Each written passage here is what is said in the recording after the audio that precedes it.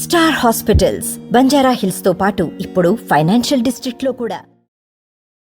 Hi viewers, welcome to RTV Pooja. ఈరోజు మనం శ్రీకృష్ణ పరమాత్ముడి జగన్నాథ రథయాత్ర ఆఖరి రోజున శ్రీకాకుళంలోని జగన్నాథ స్వామి ఆలయం దగ్గర ఉన్నాం. అయితే ఈ రథయాత్ర యొక్క ప్రత్యేకత ఏమిటి, ఈ 10 రోజులు ఈ రథయాత్రలోని అసలు ఏంటి చేస్తారనేది తెలుసుకునే ప్రయత్నం చేద్దాం. అలాగే ఈ 10 రోజుల్లోని శ్రీకృష్ణ భగవాన్ వారికి దశావతారాల్లో అయినటువంటి 10 అవతారాల్లో ప్రతి ఒక్క రోజు ఒక్కొక్క అవతారంలోని స్వామివారిని అలంకరించి దర్శన భాగ్యం భక్తులు కల్పిస్తూ ఉంటారు. అయితే ఈ ఆలయాన్ని చాలా పూర్వం నుంచే ఈ ఆలయం యొక్క అన్ని కార్యాలని కూడా ఈ రాజకుటుంబీకులు పూరి జగన్నాథ్ రాజకుటుంబీకులు ఎవరైతే ఉన్నారో ఆ రాజకుటుంబీకుల్లో వాళ్ళ వారసులైనటువంటి బాబాజీ గారు ఈరోజు మనతో మాట్లాడడానికి ఉన్నారు. అయితే వారి మాటల్లోనే తెలుసుకుందాం రండి.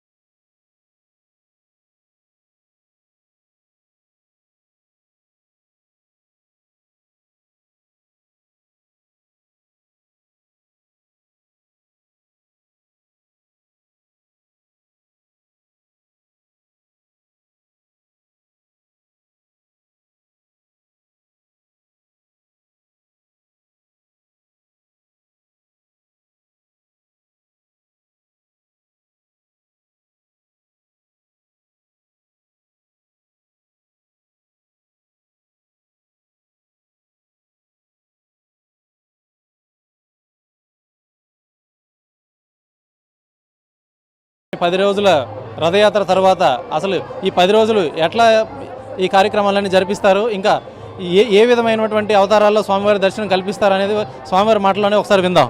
స్వామి నమస్తే. స్వామి జై జగన్నాథ్. ఈ 10 రోజుల్లోని స్వామివారికి ఎలా అలంకరిస్తారు, ఏ అవతారాల్లోని భక్తులకు దర్శనం అందిస్తారు మీరు? అయితే ఆషాఢ మాసం శుక్లపక్షంలో పాడ్యమి తిథి నాడు స్వామివారి ఇక్కడ నుంచి గుండిచా మాతా మందిరంకి వెళ్తారు. మొదటి రోజు దర్శనం అనేది మామూలుగా ఉంటుంది. రెండో రోజు నుంచి ప్రారంభమవుతుంది. రెండో రోజు మత్స్య అవతారం, మూడో రోజు కూర్మ అవతారం, నాలుగో రోజు వరాహ అవతారం, ఐదో రోజు లక్ష్మీదేవి గుండిచా మందిరానికి వెళ్తారు, మాతా మందిరానికి వెళ్తారు. కాబట్టి ఆ రోజు జగన్నాథ స్వామి మోహిని అవతారం ఎత్తారు. దాని తర్వాత నృసింహ వామన అలాగే రామకృష్ణ అవతారాలు స్వామివారి దర్శనమిస్తారు. చివరి రోజు ఈరోజు చాలా వందల వేల మంది భక్తులు స్వామివారి దర్శనానికి వచ్చారు.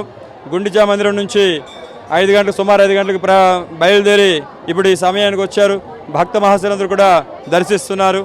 మన లక్ష్మీధర్ దాస్ బాబాజీ గారు అలాగే మేనేజ్మెంట్ అయిన కోండ్రు పురుషోత్తమరావు గారు వీరి సమక్షంలో మేము ప్రధాన అర్చకులుగా సంతోష్ చంద్ర బ్రహ్మ, సురేష్ చంద్ర బ్రహ్మ మేము ప్రధాన అర్చకులుగా చేస్తున్నాం. మా తాతల ముత్తాతల నుంచి కోండ్రు బాబారావు గారి మేనేజ్మెంట్ వాళ్ళ తాతల ముత్తాతల నుంచి అయితేనేమి, వాళ్ళ గురు పరంపర లక్ష్మీధర్ దాస్ బాబాజీ గారు అయితేనేమి, ఇప్పుడు మేము అయితేనేమి, గురు పరంపర వాళ్ళు మా తల్లిదండ్రులు తాతల ముత్తాతల నుంచి మేము, వాళ్ళ తాతల ముత్తాతల నుంచి కోండ్రు పురుషోత్తమరావు గారు అలియాస్ పాపారావు గారు, వారి కుటుంబ సభ్యులు కూడా అందరూ కూడా కష్టపడుతున్నాం. ఇప్పుడు కొన్ని 100 సంవత్సరాల నుంచి ఈ యొక్క మఠం నడుస్తుంది. శ్రీ శ్రీ సదావర్తి పలహర్త అక్షయ మఠం ఇది. మల్కుదాస్ బాబాజీ గారి దగ్గర నుంచి ఇప్పుడు 12వ వ్యక్తి లక్ష్మీధర్ దాస్ బాబాజీ, మల్కుదాస్ బాబాజీ అయితేనే, శీతల్ దాస్ బాబాజీ అయితేనే, పూర్ణప్రతాప్ దాస్ బాబాజీ అయితే, హరినారాయణ దాస్, గోపాల్ దాస్, ఊదల్ దాస్, అలాగే రాజారాం దాస్, గంగారాం దాస్, రఘువీర్ దాస్ బాబాజీ అయితేనేమి, వీళ్ళందరూ కూడా చక్కగా అందరికీ కూడా చక్కగా ఫలహారం పెట్టేవారు ప్రతిరోజు కూడా. అలాగే ఇప్పుడు కూడా కొనసాగుతుంది. మన మేనేజ్మెంట్ అయిన ఈ యొక్క మన కోండ్రు పురుషోత్తమ పాపారావు గారి ఆధ్వర్యంలో ఇవన్నీ జరుగుతున్నాయి. ఒడిశాలో జరిగే రథయాత్రకు ఇక్కడ జరిగే రథయాత్రకు మధ్య తేడా ఏంటి?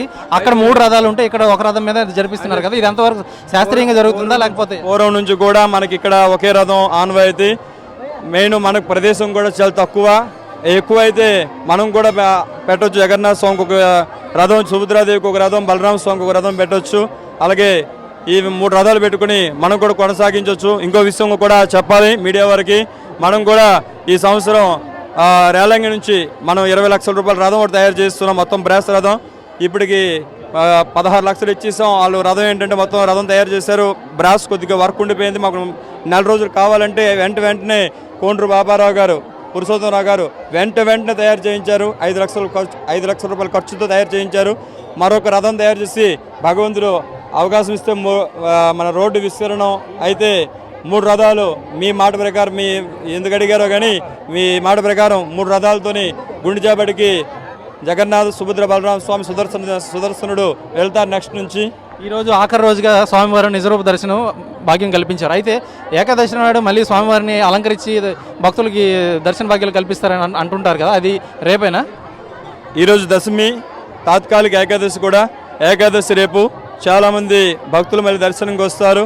దర్శించుకొని రేపు మళ్ళీ స్వామివారికి కొత్తగా మళ్ళీ బట్టలు స్వామివారికి అలంకరించడం, అలాగే వస్త్రాలంకరణ, పుష్పాలంకరణ అయితే, అలాగే రజిత కిరీట అలంకరణ ధారణ అయితేనేమి ఇవన్నీ కూడా చేసి మళ్ళీ స్వామివారికి రేపు దర్శనం కూడా ఇవ్వడం జరుగుతుంది. భక్త మహాశైలందరూ కూడా దర్శనం ఇవ్వడం జరుగుతుంది. స్వామివారు ఆలయ ప్రధాన అర్చకుల వారి మాటలు విన్నారు కదండి. అలాగే ఆలయ పాలక మండలిలోని ముఖ్య మెంబర్ అయినటువంటి పాపారావు మనతోనే ఉన్నారు. అయితే ఆయన మాటలో కూడా తెలుసుకుందాం, ఈ ఆలయాన్ని ఎలా నడిపిస్తున్నారు. అసలు ఒరిస్సా రాజవంశీకులు నడిపిస్తున్నటువంటి ఈ ఆలయం వారు అక్కడుండి ఈయనకి పూర్తి బాధ్యతలు అప్పగించారు. అయితే ఈయన సమక్షంలోని ఆలయం ఎన్నాళ్ళగా నడుస్తుంది, ఎలా నడిపిస్తున్నారు, ఆలయ అభివృద్ధి ఎంతవరకు జరిగింది, అటు పిమ్మట ఇంకా ఆలయ అభివృద్ధి ఇంకెంత అభివృద్ధి చెందాల్సి ఉంది ఏంటి వారి మాటలను తెలుసుకుందాం. పాపారావు గారు నమస్తే అండి. నమస్తే. అసలు ఈ ఆలయం మీ ఆధ్వర్యంలోకి ఎప్పుడు వచ్చింది, మీరు ఎప్పటి నుంచి దీన్ని నడిపిస్తున్నారు? 5 తరాల నుంచి ఉంది సార్. 5 తరాల నుంచి ఇది ఉంది. ఇది 12వ తరం ఈ కోవిల్ స్థాపించి. ఔరంగజేబు చక్రవర్తి టైంలోనే ఈ మఠం ఇచ్చారు. ఈ మఠానికి పూరి నుంచి వచ్చి పూరి ఆచారం ప్రకారమే జరుగుతుంది రథయాత్ర. 9 రోజులు అవుద్ది. ఇక్కడ మొదటి రోజు దశమ రోజు ఇక్కడి నుంచి దేవుడు గుడిచినావలకి వెళ్తుంది. అక్కడి నుంచి 5వ రోజు లక్ష్మీదేవి పిలుపుకి వెళ్తుంది. ఈ 5 రోజులు 5 అవతారాలు అవుతాయి. 9వ రోజు తిరుగు ప్రయాణం అవుతుంది. రేపు దర్శనం అయిన తర్వాత స్వామివారు నిద్రావస్థలోకి వెళ్తారు. స్వామివారి నిద్రావస్థలోకి వెళ్ళిన తర్వాత మళ్ళీ సంవత్సరం వరకు దీన్ని తెరిచే ఇదైతే ఉండదు, మామూలు దర్శనం తప్ప ఇంకెటువంటి పూజ పునస్కారాలు ఎటువంటి భోగం అన్నీ అవుతుంటాయి. అది యాక్చువల్గా అయితే ఈ కోవిల్ అయితే లక్ష్మీ నరసింహస్వామి కోవిల్. ఈ రథయాత్ర గురించి అప్పుడు ఒరిస్సా సాంప్రదాయ ప్రకారంగా ఇక్కడ పెట్టారు ఇది. మరి ఆ లక్ష్మీ నరసింహస్వామి మూల విరాట్ ఇప్పుడు ఉందా? ఇక్కడ ఎక్కడ దర్శనం ఇవ్వలేదు, అది లోపటే ఉంటుంది, బయటికి తీరు. అది ఎప్పుడు దర్శనం ఇవ్వదు, ఎవరికి దర్శించేది? తులసితోటి చందనంతో కప్పిస్తుంటుంది. ఎప్పుడు సామాన్య భక్తులు ఎప్పుడైనా వచ్చినట్లయితే దర్శించుకుందామని. అది ఎప్పుడు ఏ సమయంలోనే దర్శనం భాగ్యం కలుగుతుంది? 5 గంటలకి తీస్తారు. 5 గంటలకు తీసి తులసి చందనంతో మంగళహారతితో కప్పేస్తారు. మళ్ళీ రేపు ఉదయమే దర్శనం అవుతుంది. అలా దర్శనం తులసితోటే కనిపిస్తుంది.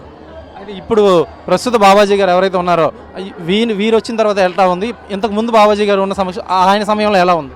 ఆయన ఉంటప్పుడు బాగుంది, వీటి వచ్చిన తర్వాత మరి కొంచెం బాగా డెవలప్మెంట్ చేస్తున్నారు. ఈయన వచ్చాక చేసిన అభివృద్ధి ఏంటి? కోవిల్ డెవలప్మెంట్ అయింది, రథం కొత్తది అయింది, అలా కోవిల్ తోలకు మంచి చెట్లు అన్నీ బాగా డెవలప్ అవుతున్నాయి. ఈ ఆలయం చాలా పురాతనమైనది, ఎన్నో వందల సంవత్సరాల క్రితం నాడు నిర్మించినటువంటిది. సుమారుగా 400 సంవత్సరాలని పాలక మండలి ద్వారా చెప్పడం జరుగుతుంది. ఏది ఏమైనప్పటికీ ఈ ఆలయం నిత్యం భక్తులకి దర్శన భాగ్యాలను కల్పిస్తూ ప్రతి ఏడాది రథయాత్రని సంపూర్ణంగా నిర్వహించి స్వామివారిని అన్ని అవతారాల్లోని ప్రజలకు దర్శన భాగ్యం కల్పించేలాగా పాలక మండలి మరియు ప్రధాన అర్చకులు చేపట్టినటువంటి కార్యక్రమం ఏదైతే ఉందో అది విజయవంతంగా వీరికి అందించడం జరిగింది.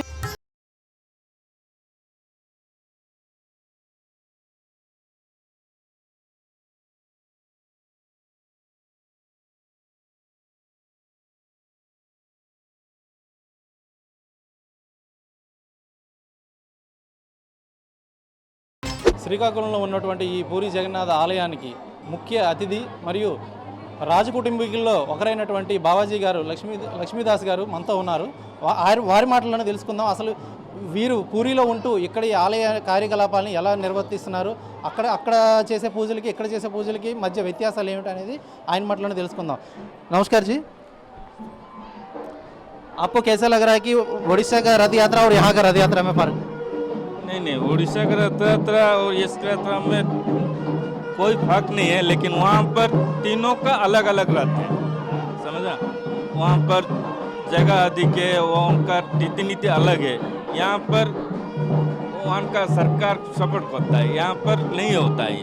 यहाँ पर एक ही रथ, सारा वाल में एक ही रथ होता है, सिवाय पूरी जगन्नाथ उड़ीसा का श्रीक्षेत्र जगन्नाथ जो होते हैं उनके लिए अलग व्यवस्था, वो उनके लिए अलग व्यवस्था होता है। वो उनका 3 रथ रहता है, उनका ज़्यादा सेवक होते हैं, इसलिए उनका उस तरह होता है जैसे इंसान का होता है। वो इंसान की है, 3 भाई बहन है जो पूजा जाता है, इसलिए उनका रीति नीति, उनका आचार विचार सब उस तरह ही होता है।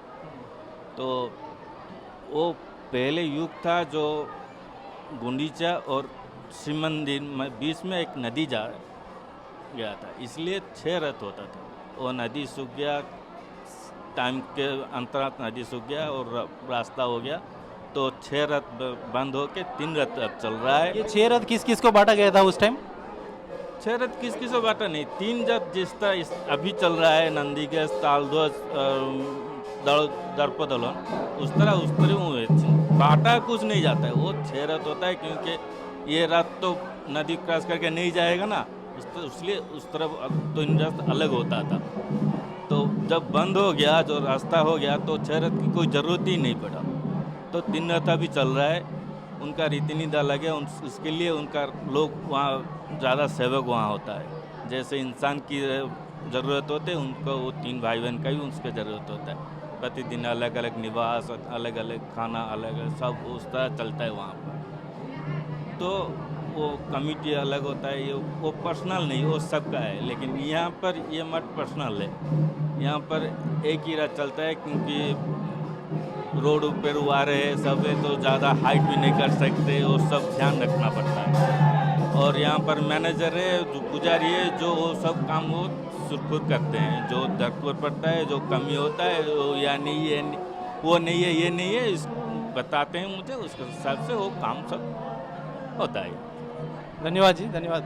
అయితే వీరు చెప్పిన మాటల ప్రకారం ఏమిటంటే అక్కడ ఒడిశాలో జరిగేటువంటి రథయాత్రకి మరియు ఇక్కడ ఆంధ్రాలో జరిగేటువంటి శ్రీకాకుళంలో జరిగే రథయాత్రకి మధ్య వ్యత్యాసం ఏమిటంటే అక్కడ ఒక మనిషిని ట్రీట్ చేసినట్టుగా మనిషికి పొద్దున్నే లేవంగానే వారికి దంతమంజనం చేయించడం, స్నానం చేయించడం, వస్త్రాలు ధరించడం, ఇలా పలు రకాలైన సేవలు చేయడానికి పలు రకాలైనటువంటి మనుషులు ఉంటారు.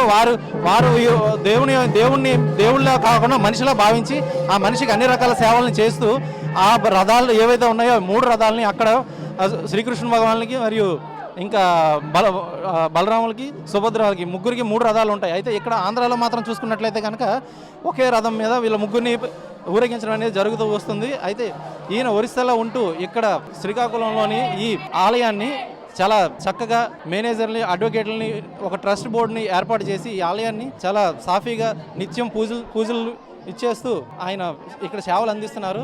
స్వామివారిని అన్ని అవతారాల్లోని ప్రజలకు దర్శన భాగ్యం కల్పించేలాగా పాలక మండలి మరియు ప్రధాన అర్చకులు చేపట్టినటువంటి కార్యక్రమం ఏదైతే ఉందో అది విజయవంతంగా వీరికి అందించడం జరిగింది. ఆలయం నుండి వీడియో జర్నలిస్ట్ రామకృష్ణతో సురేష్, RTV.